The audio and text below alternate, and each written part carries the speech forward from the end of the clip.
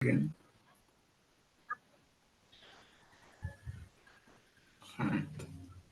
Alright, so when we're doing bond energy calculations, right, it's a very simple process.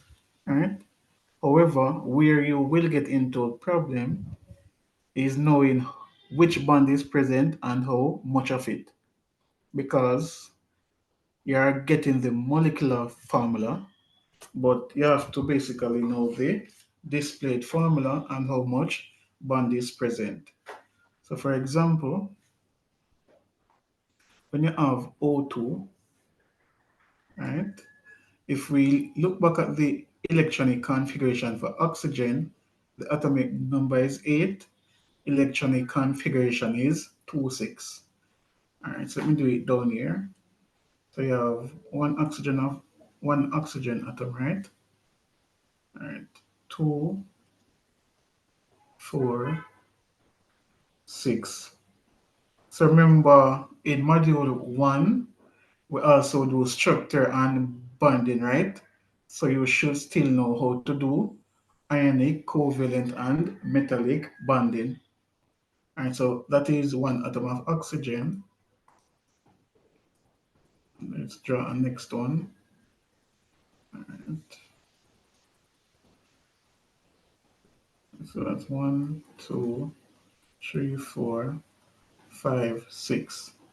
So in order to become stable, oxygen needs to have 8 electrons on its valence shell.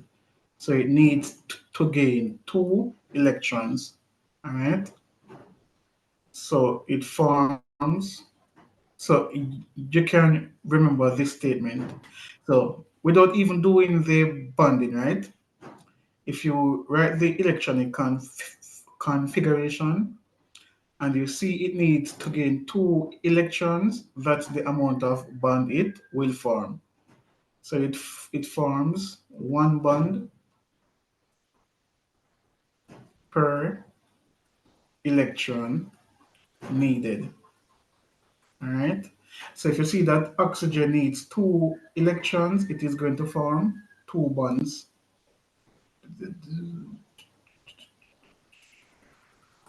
All right. So remember, for every bond formed, it gains 1 electron. All right. So there you have it. That is oxygen, oxygen, the double bond. So one single bond and the next single bond. So that's a double bond.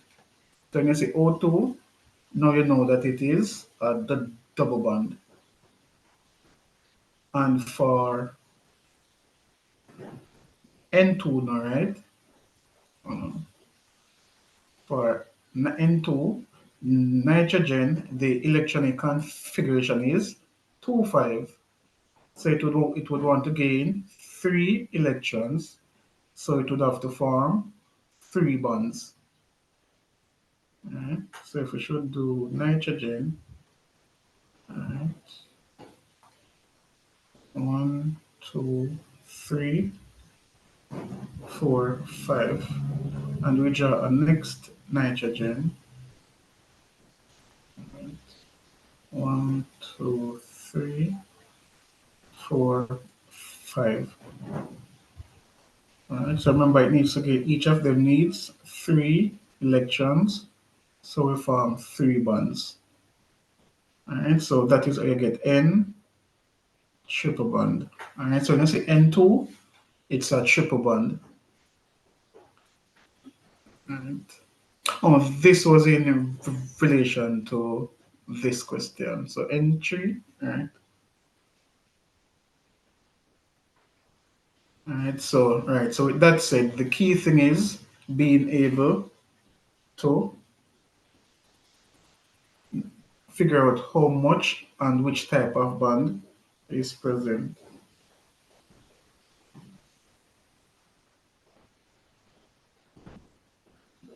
Just a second.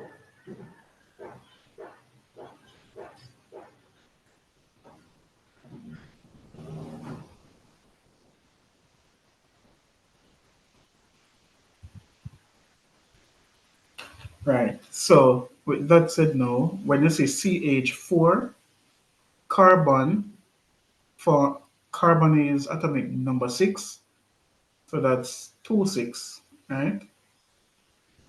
So it, no, sorry, not 2 6, 2 4. So it would need to form 4 bonds. Give me a second. How do you know which one you need to find the bonds for? We do it for every compound in the, so you do it for every reaction, sorry, every compound in the reaction.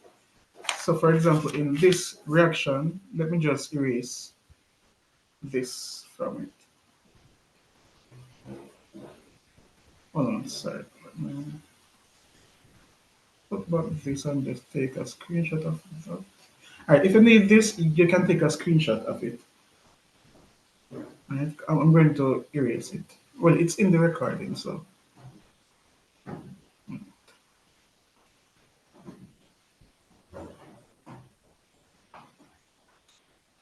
Right, so every compound you get, you need to figure out the bonds present. So this one is carbon and hydrogen, right? So 1 carbon to 4 hydrogen.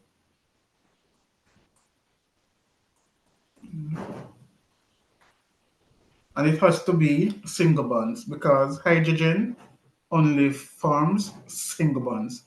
Right, so I was saying the electronic configuration for carbon is 2 4. So it would need to gain 4 electrons, which means that it must form 4 bonds.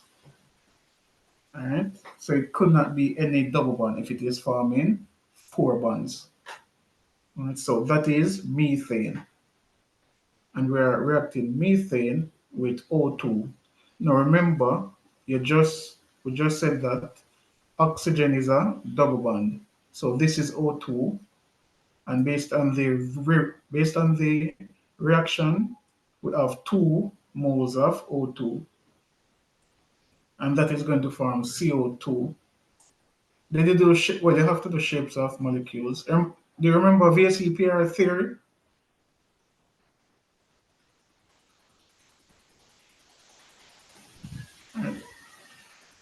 We will go over it before exam. All right. Well, in this week coming up. Okay, sir. All right. So this is the shape of CO2. All right. So based on this, all right. So let me just put it here. So this is CO2. So when you look at CO, and we have 1 mole of it, all right, plus H2O. All right, so oxygen is in the middle. I'm going to put hydrogen on both sides. All right, so that is the reaction. CH4 plus 2O2 to give CO2 plus H2O. So which bonds are present and how much of it do we have? So we have in methane, all we have are CH bonds, and we have 1, 2, 3, 4 of them. So you look for CH, right? You look for the bond energy, and you times it by 4, because in the compound we have 4 of it. So it is 4 CH bonds. For O2, notice you have O single bond O and O double bond O. So this is the one I want, and you're going to times it by 2, because in the compound we have 2 of it. All right, so you times it by 2.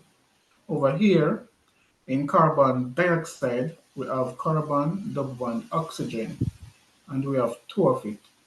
So you look for C double bond O, and you times the energy by 2, because we have 2 of them. In water, we only have OH bond present. We have 2 of it.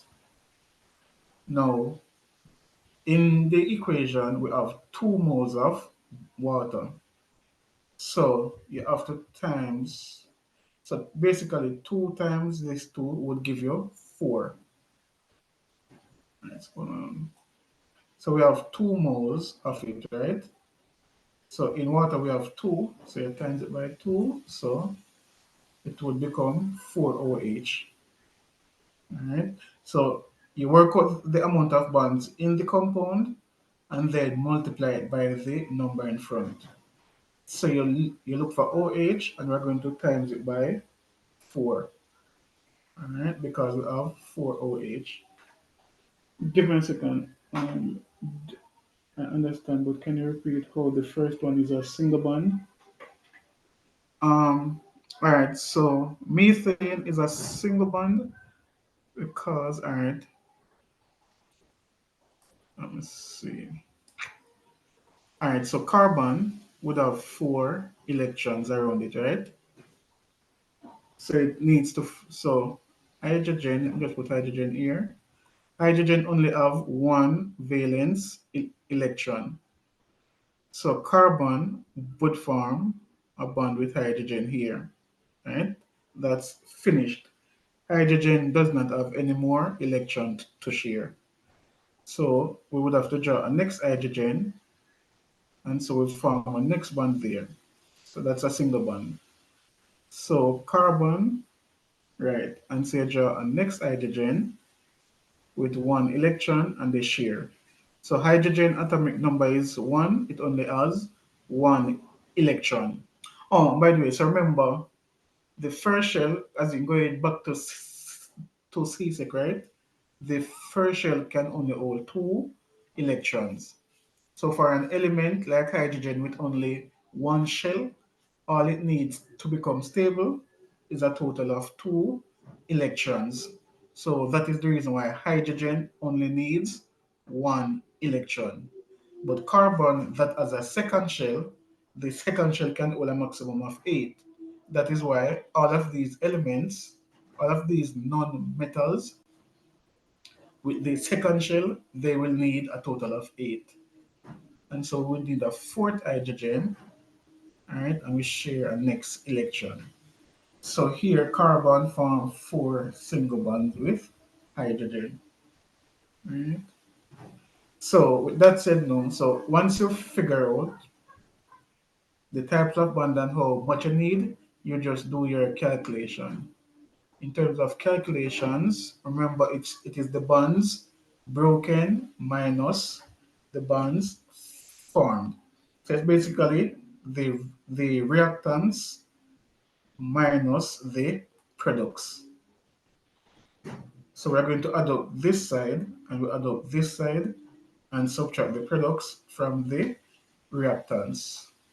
And when we do that, let me just erase this from here.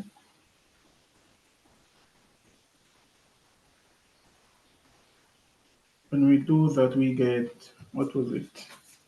2, 6. All right, so over here it would be 6, 16, 1640. The 1640 is from the 4CH bond, let me see, right? And then 992 from the 202. So 1640 plus 992, and I get 2, 6, 632. right? And then for the product side now, just move this. It would be the 2CO bond, which will give me 1480. So the 2 times the 740, that's 1480, plus the 4OH bond, 4 times 460, that's 8. 3,320. All right, yes.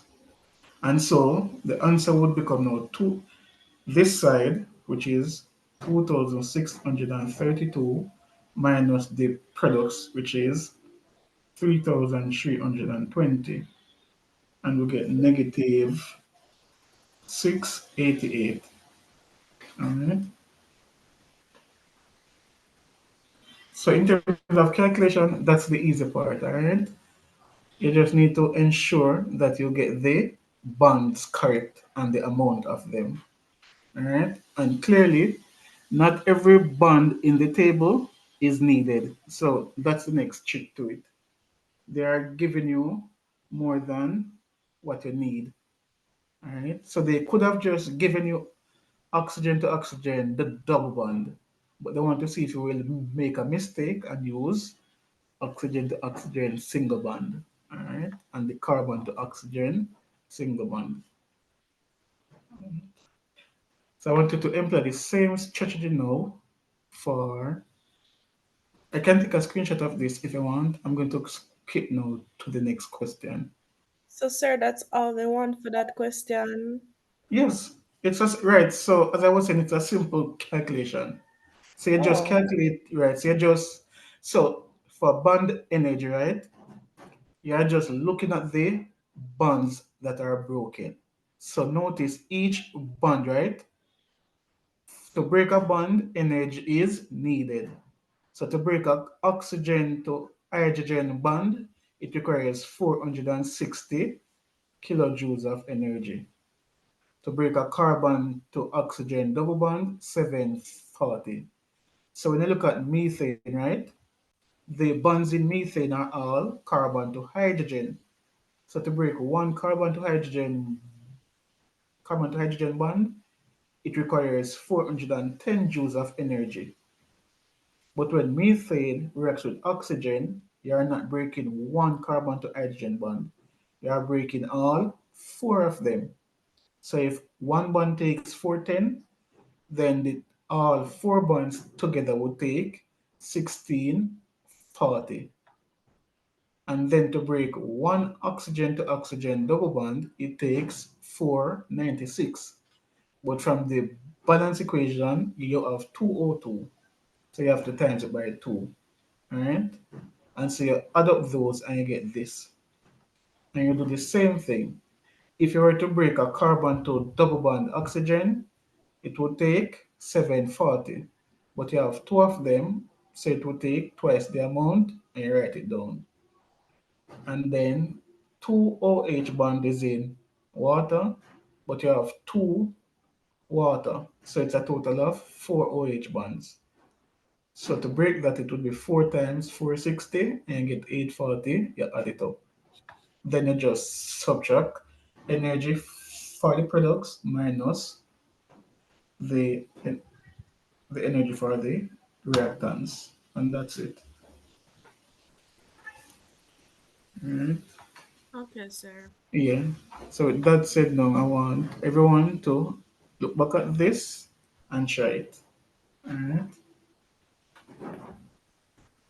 So let me just go back here. If you want to take a screenshot of it, you can do so, and we'll move to the next one.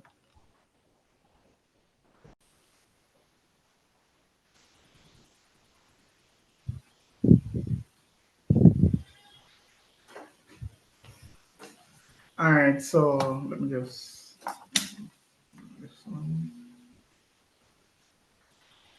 All right. So as you can see from the equation here,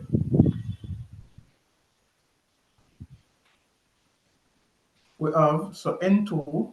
um, N2, we have one nitrogen. So N2, that's a nitrogen to nitrogen triple bond, and we only have one of it. So you look for nitrogen to nitrogen triple bond, times it by one. So it is just 940, 945. Plus, we have three H bonds, so times it by three, and that would give 1308. So that's 1308, which is equal to 2253. And again, we would times this by 6, and that would give me 2340. So the enthalpy of the reaction is equal to 2, let me put it, 2253 take away 2340, and that is equal to negative 87. Alright, so this is how we got negative 87 as our answer.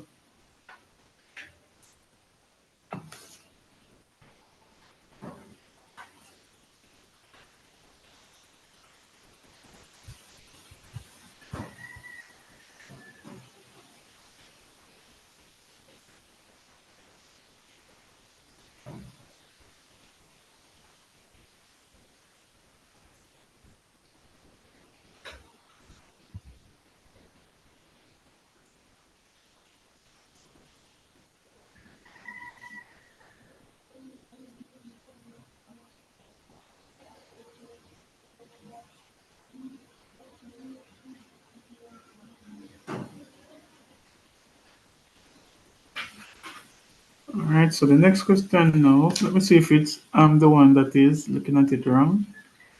All right, so for this one now, right, we are to identify delta H 1, 2, 3, and 4. So when we do this in class, right, we normally focus on the metal first. So we would atomize it and then we ionize it. Then we would go to fluorine and atomize it. So the first arrow here, right, potassium is in the solid state and you have half F2. So this is the starting point. So going from here to here, the potassium was a solid and now it is a gas. So we know that is atomized. Oh, don't just put enthalpy of atomization, put enthalpy of atomization of sodium, right? Because it will have a different energy, it will have a different enthalpy change from the atomization of fluorine. So specify which element it is. So because it's going from solid, so so this was K solid, and now this is K gas.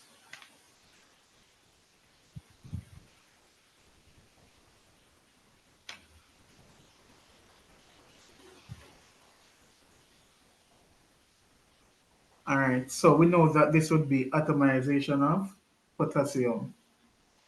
Now, what changed from this to this? Was it the potassium or the fluorine?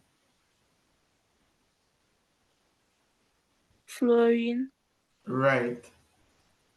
So that means it is what? What process just occurred? Atomization. Right. So even though we normally do the, by the way, however you choose to, which element you choose to change first, it doesn't matter, right? So we work with potassium all the way through, and then we take care of fluorine. But they choose to atomize the potassium, then atomize the fluorine. All right, so just if you get it like this, just pay attention. All right, so delta H1 would be atomization of potassium. So then let's go, let me, where is this? Sorry, no. So this would be the atomization of, why do I keep on saying sodium? Potassium.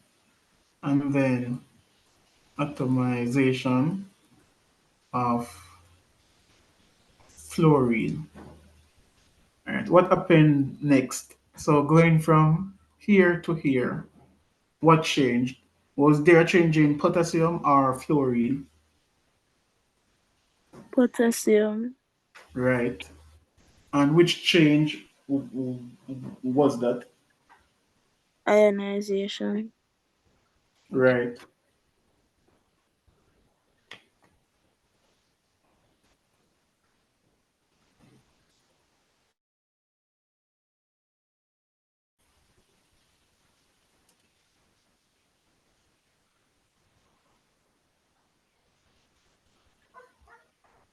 So it's first, um,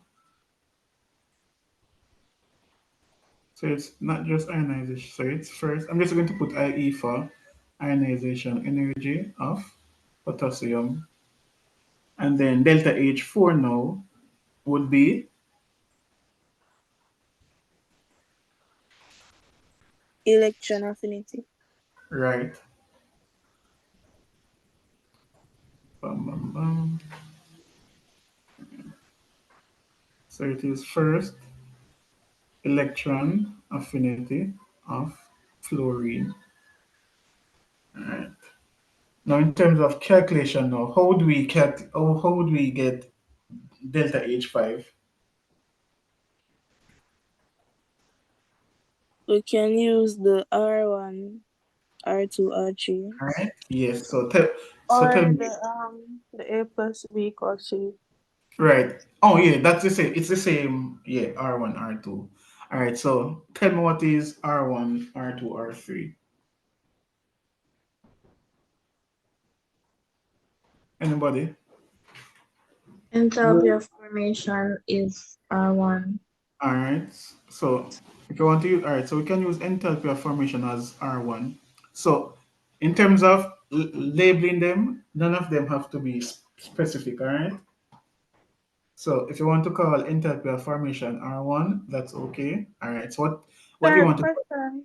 Sure. Go In ahead. working this out on the exam, do we have to show like what is R1, 2, and 3? To show like how we get like A, B, and C? Or no, it don't matter. Yeah, you can. So if you're labeling, if you're going to use R1, R2, put it on the graph. Okay, sir. But since as they have delta H5, right?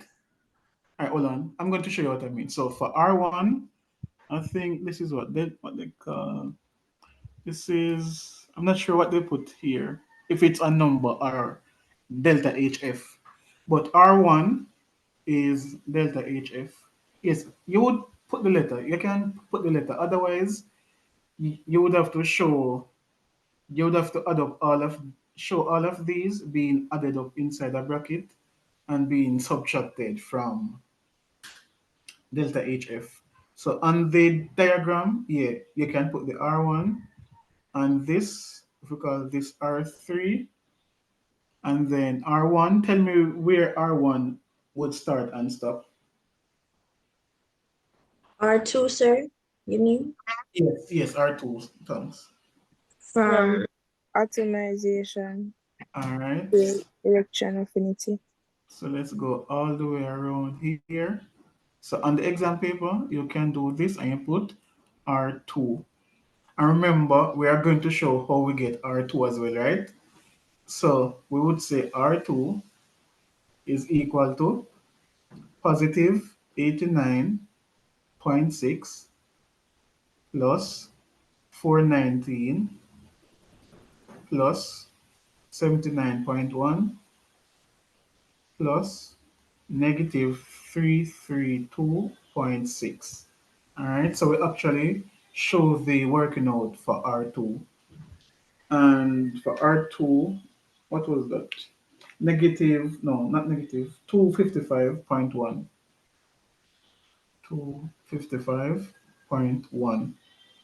And we know that R1, which is the enthalpy of formation, is negative 562.6. Right? So we can use the formula now. So remember, let me ask you to see if you remember. So which of the aerosol? This is R3 coming on. So this is R3 coming down. This is R1. So which arrows are going in the same direction in terms of clockwise and anti-clockwise? 2 and 3. Part Right. 1. So R1 is equal to R2 plus R3. And we're trying to find R3, which is delta H5. So R3 would be R1 minus R2. All right.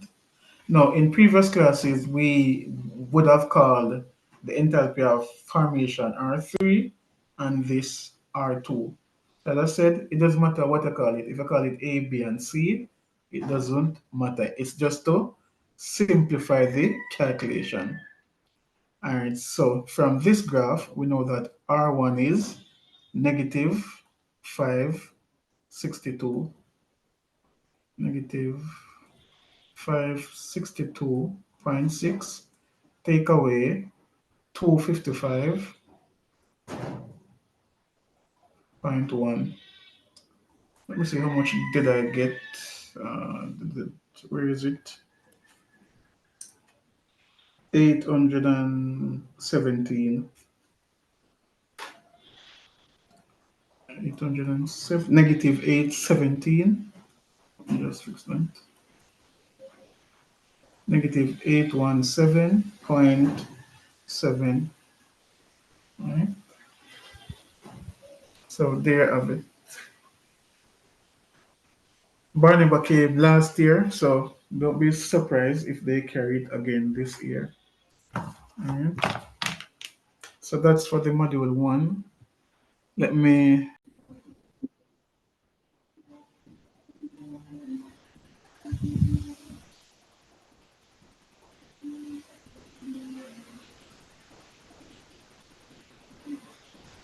All right, so for this one, they want us to find first, determine the order of reaction with respect to S2, O8, and I minus.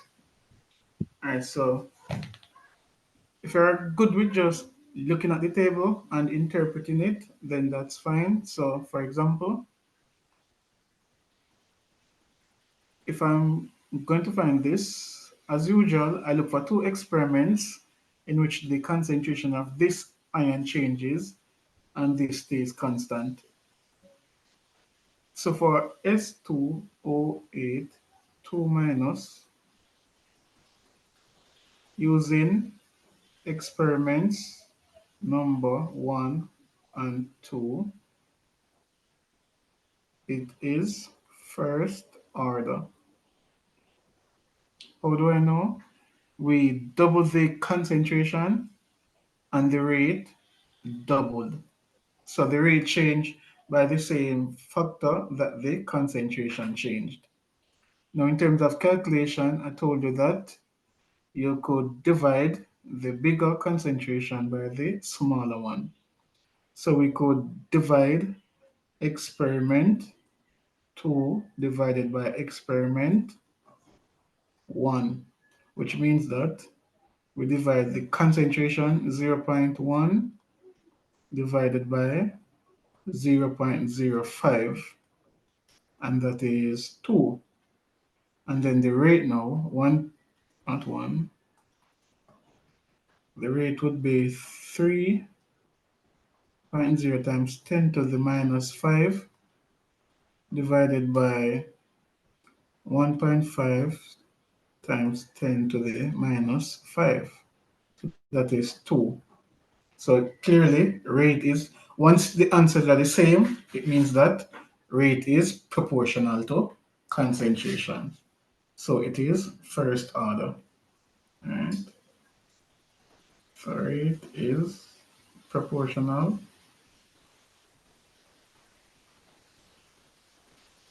to concentration. Right? So it is first order. And then the overall order now. Oh, I just did one of them. Oh, hold on. All right, let me just move this.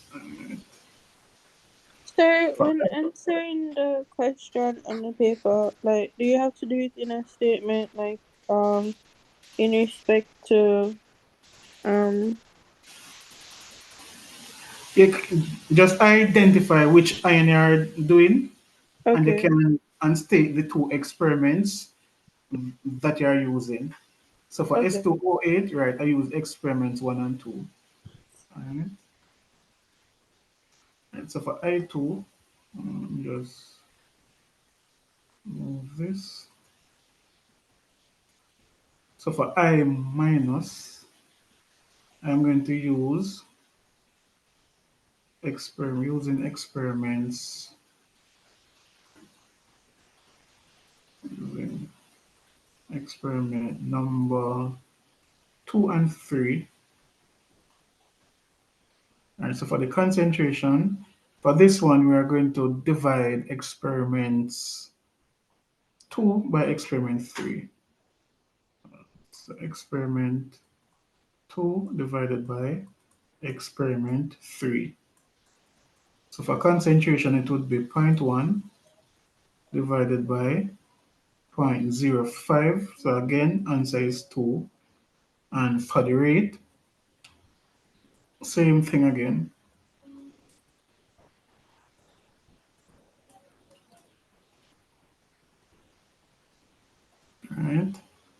And so the answer is 2. If you had divided experiment 3 by experiment 2, you would have gotten 0.5 for both of them. So the answer, again, once the answer is the same, it is first order. Alright. So 2 first order, it means that the overall order is 2. So it is simply 1 plus 1 equal 2. And then for the rate law, remember the rate law and the rate equation, it's the same thing.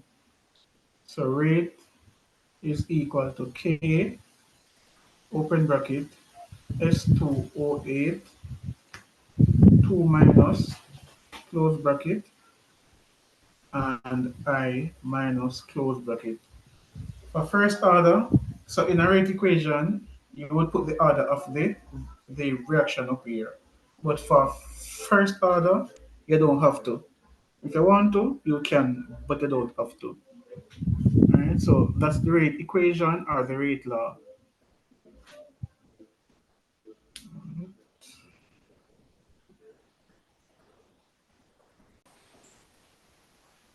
All right, so we're going to wrap with this question.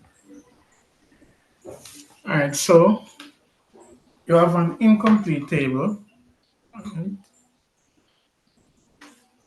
and you have to complete the table, right? So they have to provide you whatever question you're asked, you have to be given some form of information to do the work.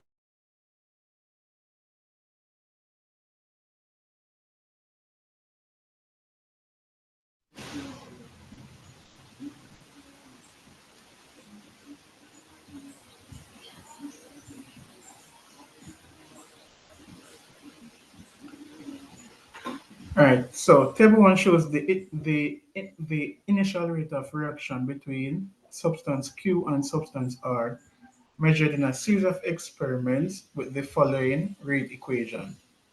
So rate is equal to KQR squared, right? They want you to complete the missing table. So how are you going to put in the values in the table? All right, so for experiments 1 and 2, the concentrations are changing. We don't know what the rate is. So what can we do? Well, you have the rate equation, so we know that R is second order and Q is first order. But how are we going to get what to go here? Well, we could find K, right? Because we have all the information from experiment 1 to calculate K. So if you transpose this equation, K is equal to rate divided by Q R squared. That is 1.2 times 10 to the minus 4 divided by 0.2, no, 0.02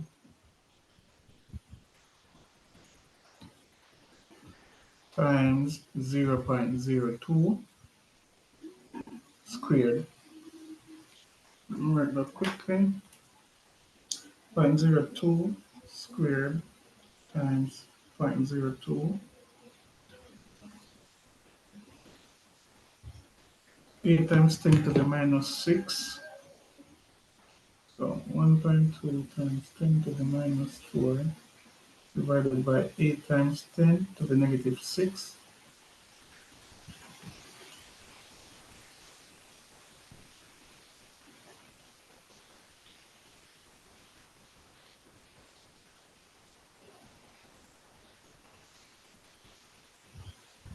And we get 15. All right, in terms of the units, it would be mole divided by dmq times, let's just check the unit, yeah, mole per dmq per second times 1 over s divided by mole per dm cube times, I'm doing it the long version, detailed, alright. And then all of this will flip, alright. So it becomes dm cube per mole times dm cube per mole times dm cube per mole. So remember, if you the unit for concentration is mole per dm cube. So when you square the concentration, you are squaring the unit. So it's mole per dm cube times mole per dm cube. So this portion of it is for r squared, and this is q. So that is why it's mole per dm cube times that. This will stay the same, right? So it will stay as mole per dm cube times 1 over s. Then you cancel dm cube, mole cancel, mole. It's just like division with fractions. Anything on the right hand side, we flip it. All right, so the unit, so the overall answer, it would be 15 dm6. You add this 3 and the 3, so dm6 mole negative 2. Once it's below the line, it's negative 2, all right, per second. So it's 15 dm6 mole negative 2 s negative 1. So we know what. Oh, and they actually help you. They told you to calculate k first because you're going to use k and fill out the table. So we want this one, right? We know what k is and we want the rate. Rate is equal to what? KQR squared. So now all I need to do is multiply 15. So to get this number here, it is 15. I need some space. It would be, so rate for experiment 2 is equal to 15 times 0.4 times 0.4. I keep on using 0.4. 0.04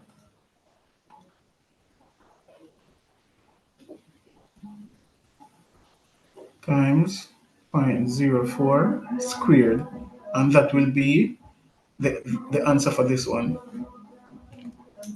Sir, I got 9.6 All times right, 10 to the -1. thanks. But when I did this, right?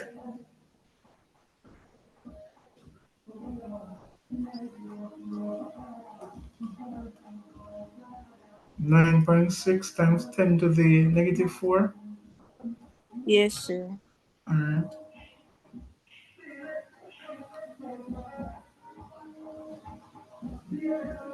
Yes, it's correct. All right. Let me just do that properly. -4. Right. And how would we get? So based on that now, you can complete the table. So how would we get the concentration for Q? Sir, we can do the same thing, like transpose it after. Exactly. So if you want Q now, it Q would be would be rate divided by K R squared. Alright. So in this line, rate is 2.4. 2.4 times 10 to the -4 divided by K, which is 15, times R squared, which is 0.04 squared. Yeah. How much of that did, did you work it out? Sir, oh, you transpose it to get Q equal rate over that. All right. So basically, you want Q by itself, right? So if you divide by r squared cancel, r squared. You divide it by k cancel k. And whatever you do to this side, you do it over here, which is to divide by kr squared. Mm. So one k, one q by itself. So the same thing down here. When we wanted rate, no, when we wanted k, right? We had to get rid of qr squared. So we divide by qr squared, so they cancel. And we divide on this side by qr squared. So now when we want q, we divide by k r squared. So they will cancel on this side. Sir, I got 0.01, is that right? I'm working it now. Let me just do it until it's Okay. a point 0.04 squared times 15. That's 0.024. All right, 0.024.